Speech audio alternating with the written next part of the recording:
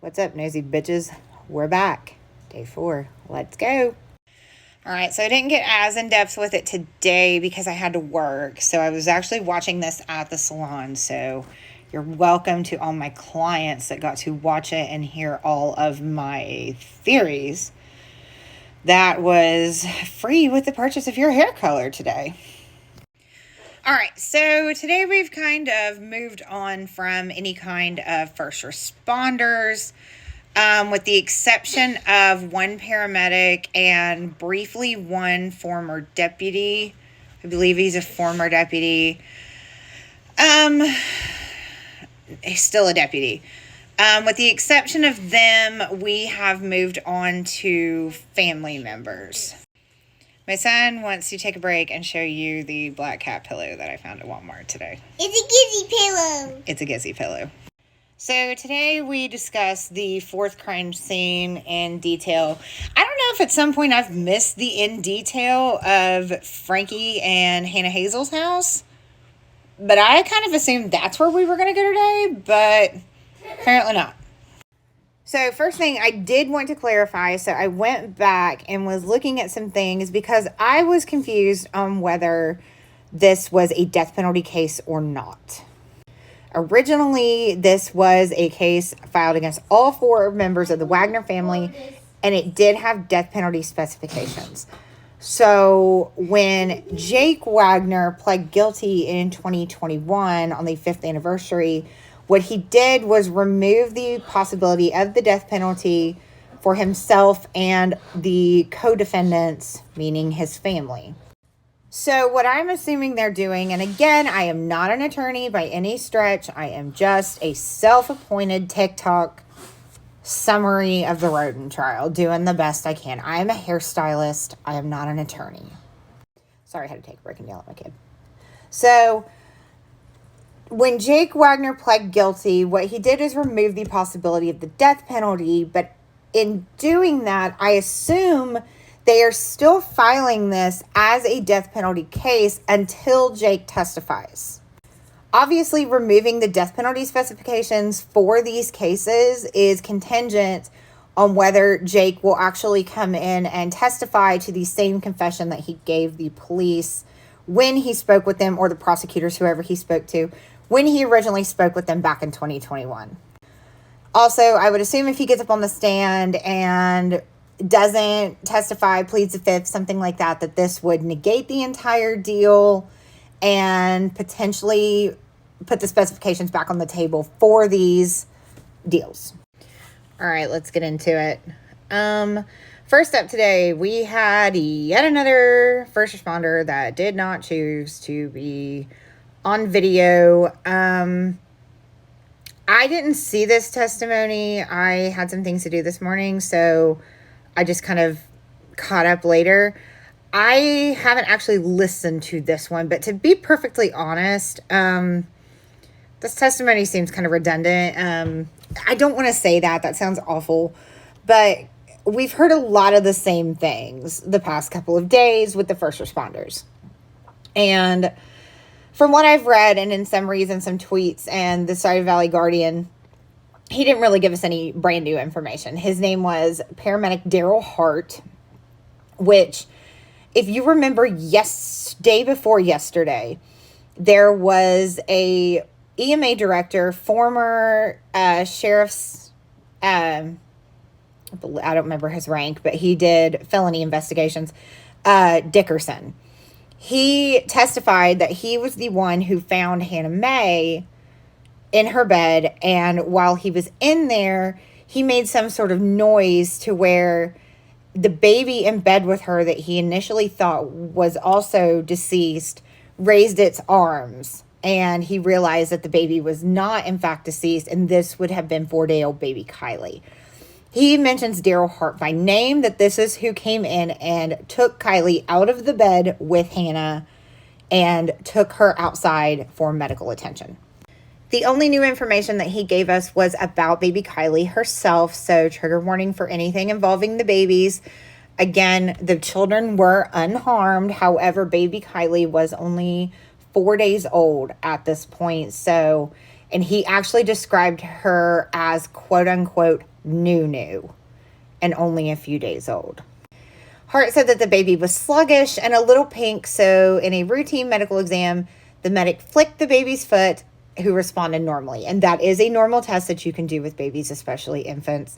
If you've never had a child or you've never watched what they do with newborns, they are very rough on newborns. That there's a thing called an APGAR score. There's a whole thing that you kind of have to manhandle babies a little bit, which is kind of surprising and not at all what you would expect. But flicking her foot is a normal reaction, and she reacted appropriately. He said apart from being low on oxygen, the baby did not appear to be harmed, and we now know that she was not harmed. And what's crazy is that by this point, this newborn baby is, 6 years old? That's crazy. Part 3. Side note, just for reference, Daryl Hart did say that he knew Dana Roden from working in the medical community for quote-unquote several years and found her to be a nice person. Defense did not cross-examine. That's the end of Daryl Hart. And the next witness was recorded. The next witness was heartbreaking. So in yet another display of looking shady that all the public officials are choosing to not be filmed, it seems that the theme with the Roden family is that they are choosing to not only be audio recorded but filmed, and they are allowing their emotions to flow freely in this courtroom to show, to show the jury how much pain has been caused to their family at the hands of another family. And honestly, next we had Donald Stone, who is a cousin of both Chris Sr. and Kenneth Roden, who were brothers. This is a first cousin. He stated that his father and the Rodens' mother were siblings. He's 50 years old now, so he was 44 years old at the time, so he was right in the ballpark, the same age as Kenneth and Chris Sr. They were in their 40s as well. They apparently were very close. They grew up together, lived near each other, helped each other out working on cars, and it may or may not have spilled over into the marijuana grow operation. He claims that he didn't know anything about it, but later on we'll get into family members that did know things about it. So poor Donald Stone, sweet, sweet man. He showed up with gloves on his hands. Said he had a skin condition.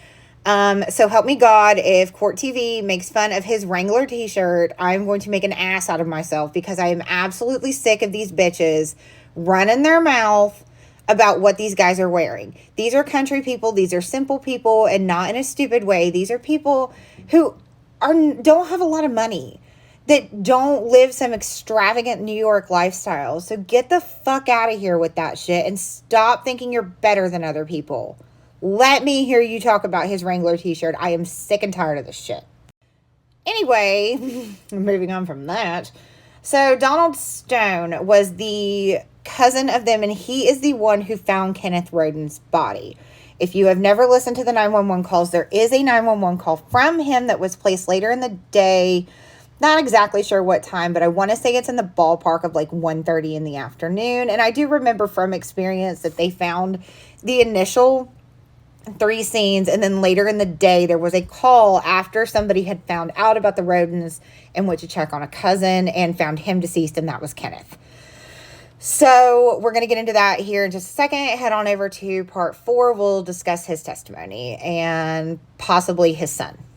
So Donald Stone found out about the Roden killings at a HUD meeting. And if you're not familiar with what that is, it's the supplemental housing that they have in urban areas and also in economically disadvantaged areas like this area is.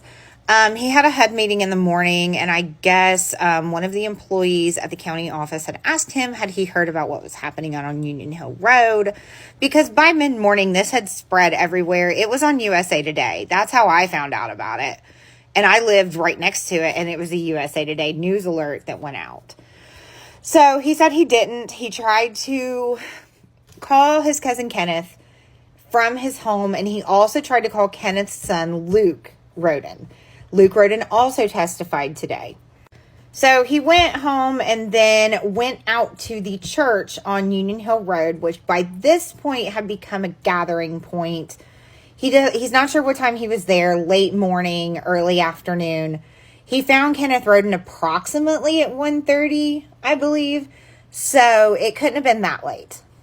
While out at the church, he apparently ran into Luke Roden, who is Kenneth Roden's son.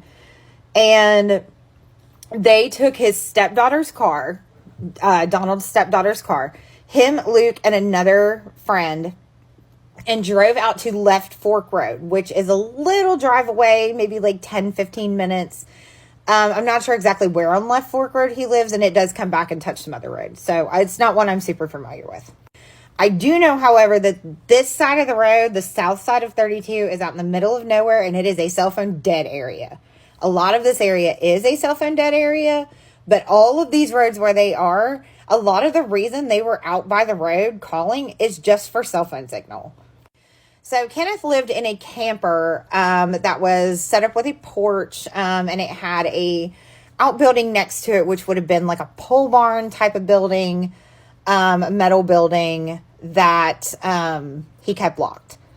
They got to the camper. He told Luke that he should go inside, that it was his dad's camper. They walked in, and Donald said to his right, he could see on Donald's bed, or on Kenneth's bed, that he was dead. He said he didn't touch anything. He didn't move the blanket. He just knew he was dead. He was shot through the left eye, and that he turned and told Luke, "We need to get out." There is no cell phone signal here, and they did later show a picture of Kenneth's phone propped up in the window of his camper, which if you have ever lived in the middle of nowhere like I have, you know that's the only way you can find signal. So clearly they went outside. The third person stayed in the vehicle. He didn't get out, so just the two of them went in. They walked back out onto the porch, and instead of calling 911, they wanted to go look in the building real quick. Go to part 4. Donald Stone did state in his testimony that Luke Roden, before they left, they had to drive, I think he said about 1,000 yards or so to get signal further up the road. But before that, he said that Luke Roden wanted to go in the building. So they got in this building. I'm not sure if it was unlocked. And Donald Stone said he then realized that what was inside of this building was a pretty big marijuana grow operation. Now, I think it's important to note that they are not asking any of the law enforcement about the marijuana grow operation, only the Roden family, and the prosecution is who's doing this. So I feel as though they're setting up a lot of motive, and I already have a couple of theories that I can go into if anybody's curious what I think, but there's some other things that'll start coming up later. So they went in the building. He said he did not go inside the building. He said he just saw the door open, saw the pot plants, and Luke went in by himself. I don't know what Luke got out of the building. I assume he had something in there. He wanted to get out before the cops showed up and found out there was a bunch of pot in there, which really, in the grand scheme of things, was a little low on the list compared to everything else that was going on that day. But we all know how much law enforcement loves to arrest pot dealers. So then they showed Donald Stone pictures of the crime scene, and he absolutely broke my heart. He sobbed when he saw pictures, including the pictures of Kenneth's body. They had to take several breaks. The man was not okay. Kenneth Roden was found in bed, shot in the left eye. His bed had money and keys on the edge of it, and the money was crumpled into, and appeared it had been removed from pants, pockets, or a wallet. Pants pockets? Pants, comma, pockets? I'm not sure. On cross, they went over the layout of the camper. They showed a picture of the inside of the camper. It was a decent sized one, but basically the only thing you need to know is that you walk into like the living room area, and to the right was Kenneth's bed. And what was super precious, Donald Stone, I mean, I'm sure the man has good qualities and a heart of gold, and he honestly seemed like a great person. I don't know this guy from Adam. He might be a piece of shit, but I just really don't think he is. When he left the stand, they took a small recess. He walked back to the matriarch of the Rodens, which would be Chris's mother, so his aunt, and hugged her and held her while she sobbed, and it was actually very precious, and I wanted to give the poor man a hug. So next we will have family member Luke Roden, who is the son of Kenneth Roden, one of his 3 children. So head on over to part 5, whatever part we're on. We're almost done for today. So, like I said, I did have to work today. We were trying to watch this at the salon, but I could hear Luke Roden's answers, but I could not hear Angela Canepa, like, at all. I have no idea what questions she was asking him. I had the volume on like 96 and couldn't hear anything. So, I'm kind of just going off of the summary for today because I just couldn't understand what was happening. Luke Roden is the son of Kenneth Roden. He has two siblings from Kenneth Roden's ex-wife. He was also asked about the marijuana grow operations. All of the other family members that have been asked about it up until now said that they did not know anything about the marijuana grow operations, with the exception of Luke. Luke seemed very honest and forthcoming about it, even though technically he was kind of incriminating himself. I mean, you'd be pretty shitty to go after it at this point, but I mean, I guess it could. I don't really know how that works. But he basically said that he helped his father grow a small grow operation, which I assume small is relative if you're growing them in a pole barn, because small to me would be like 2 plants that you're keeping in your house for personal use. So we probably have different definitions of that. Luke testified that he last saw his father the night before the killing, on the 21st of April. Not sure what time. Kenneth had given Luke money. Luke is 30 now, so he would have been 24 at the time. Kenneth gave him money to enroll in CDL classes at the local Southern State Community College right there on 23 south of Piketon by the A plant, and to get his CDL so that he could get a better job. He said that Kenneth called that evening after he saw him to make sure Luke had gotten the money and gone and paid for the program and enrolled. Luke testified that the next morning he was alerted to the murders by his mother. He was living with his mother, who came into his bedroom and told him Chris and everyone was shot up the hill. Chris, being like anyone else, he went to Union Hill Road, was stopped by the roadblocks because they did block off the road at State Route 32 in both directions to prevent any cross traffic or anything from going up in there, just to be nosy because, of course. He went to the church. That's where he ran into the previous witness, which was Donald Stone, who is his cousin, second cousin, something to that effect, and decided that nobody had heard from Kenneth that day, so they were going to go check on him. At this point, he also said it was afternoon, early afternoon, and they got in Donald's stepdaughter's car with a friend and drove over to check on them. So let's go to the next part. We're almost done with him, and then there's one more witness after that is a friend that knows some things. I keep telling myself I'm going to quit being so long-winded about these, but honestly, at this point in the trial, there is so much information that there is no way I can sum this up. And if I go any faster, I'm going to confuse myself. There's a lot of the same names and a lot of relatives and things like that. So, sorry. Whatever. Luke was shown pictures of his dad's body. He pretty much remained emotionless. However, he did take several big, heavy breaths while he was looking at it. He did say that that is how it looked when he was in there. The only thing that was different was that there was a blanket that was moved on Kenneth's body, probably to confirm that he was deceased. That was not there. It was not in that position when he saw him. The prosecution did ask Luke about trail cameras that Kenneth kept set up on the property for security purposes. And Luke said that, to the best of his knowledge, the cameras had gone missing. Nobody ever knew where they were. And the state also said that they had gone missing and they have not recovered those. Luke Roden, on cross-examination after lunch, there was a rumor going around for a long time that Luke Roden knew George Wagner and Frankie Roden, which obviously he would know Frankie. He was related to him. He said he knew of them, but he had never hunted with them. There was a rumor that he had hunted with them, and he says that that was not true. My TikTok just froze up while I was filming this, and I'm really freaking out that it's not going to save it, and I don't remember what I said. Okay, it's fixed. He did go into details about the pot growing, saying that he helped his dad out. And then after about 90 days of these plants being grown at Kenneth's, they would go to Chris Sr.'s house to be sold. He said the average deal was $2,600 to $3,000 per pound, he said, of pot. Luke also said that his dad was fixing to get out of the pot business altogether and that he was going to hand the operation over to Gary Roden. Gary would often play middleman for drug deals, Luke said, or more commonly referred to on the street as a dope boy. There's a side street I want to go down on this one, but the next witness brings it up, so I'll go down it then. On redirect after cross-examination, apparently there was a comment made by Billy Wagner at some point with regard to shooting Kenneth Roden if they ever got into a fight, and Luke said that it was a compliment, not a threat. I don't know how that's a compliment, but whatever. Finally, they did ask Luke to point to the defendant and identify him. He did point to George Wagner IV and identified him by name. A brief recross happened when the defense asked Luke if George Wagner looked the same as he did 6 years ago. At first, Luke said yes, and then he changed his answer to say that George had lost weight. So we have two more witnesses, one of which was on the stand for less than 20 minutes. His name is Deputy Bo Romaine.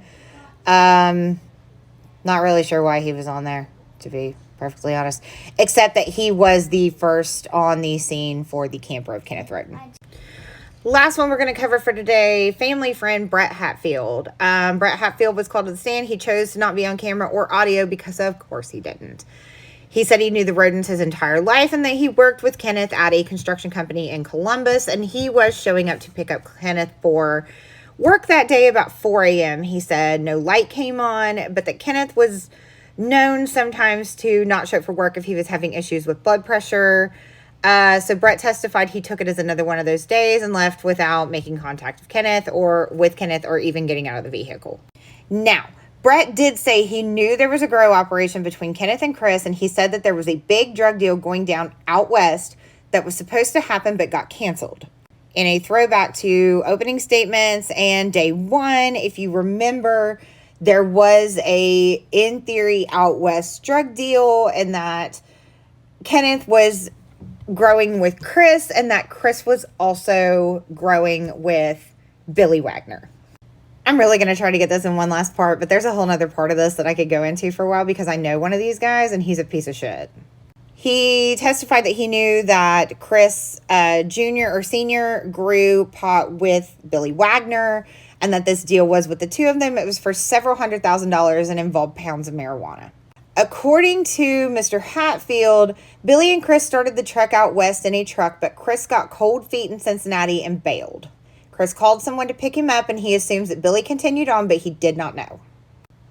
So there is a side character here that I'm going to reserve for one more video, and you can skip that one if you want to, but there is a rumor that went around that Billy was telling local people about another man in town named Skid Montgomery. Now, I will make a completely separate video about him.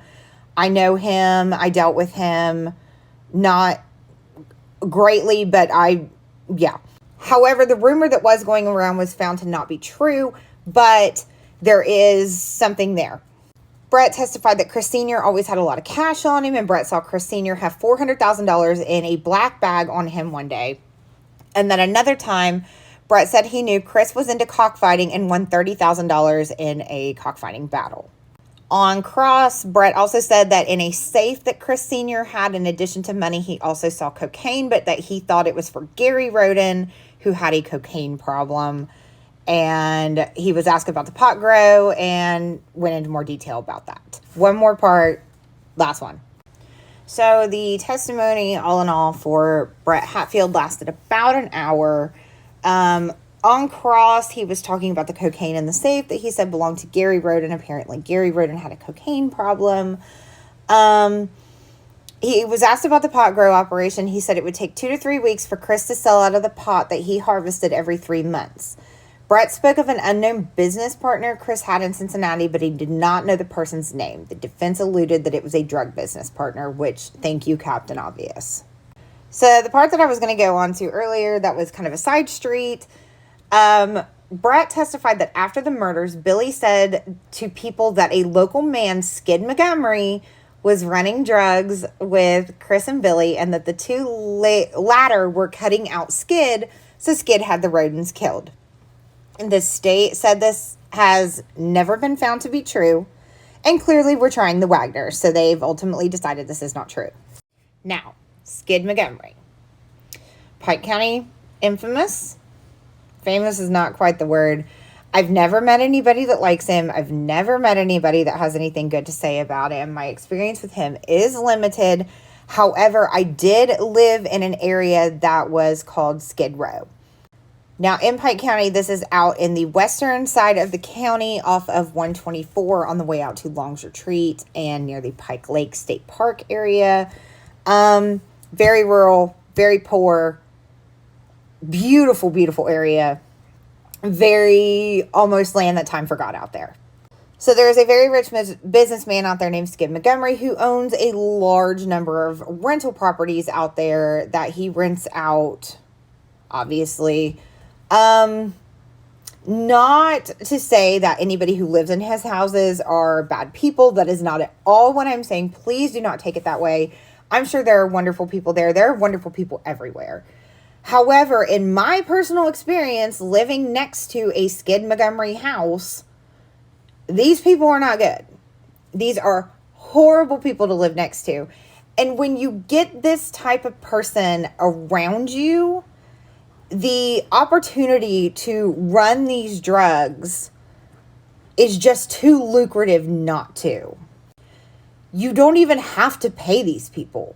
You could pay them in drugs. You could pay them in a place to stay.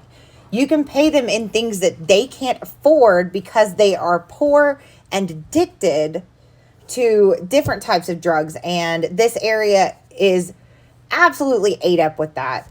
So, do I believe this man is involved some way? Probably. How? I don't know. But probably. Come back tomorrow. I have one more thing of commentary to add today. Clearly, away from my desk. And side note, does anybody remember these blankets from like the 80s, 90s that had like a print on one side and the other side's like brown? This is my brother's from when he was little. It has a train on it and I still have it. Anyway, now that I've aged myself with a blanket. So a couple things that I want to talk about. I know that when I'm talking about the first responders, the law enforcement, the marijuana grow operation, all of this, there are going to be parts that seem redundant. There are going to be parts that seem to be repeating each other. Same information from different sources, that sort of thing. The reason that I believe that the prosecution is doing this, even though we are absolutely dragging this out, is that I truly do believe they are doing their absolute best to make sure that every T is crossed, every I is dotted, and that there is zero room for doubt. They have one shot at this, and if there is a member of this family who is going to have the potential for reasonable doubt or a mistrial, I do believe that it will be George the Fourth. Now, the more I looked into it, I did kind of find out what I believe. I have no reason to believe this other than just, logic in my head that may or may not be correct. I believe I have found why the defense is being so particular about the addresses. Now, this was not entirely my idea. I did get it from a Facebook group, and then I went back and looked into the addresses and found out that it was not the one they were talking about. It was, in fact, Dana's house. So I do believe that the reason that Richard Nash, the defense's attorney, is concentrating so hard on the addresses of the murders and what county they are in, and this also ties into the murder shoes. I believe that there is a bloody footprint of George the Fourth in Dana Roden's house. Now, I believe this because the address that they are questioning, which county it actually belongs in, is the house owned by Chris Sr. that Dana Roden lived in. Not 100% sure he owned it, but he bought it. If, in fact, there is a bloody footprint that belongs to George in Dana's house, and only in Dana's house, if they are able to get that evidence thrown out based on jurisdiction problems, then there may not be physical evidence tying him to anywhere else. Of course, this will not negate the entire process. They will just have to start it over, file it differently in a different county, huge shit show, whatever.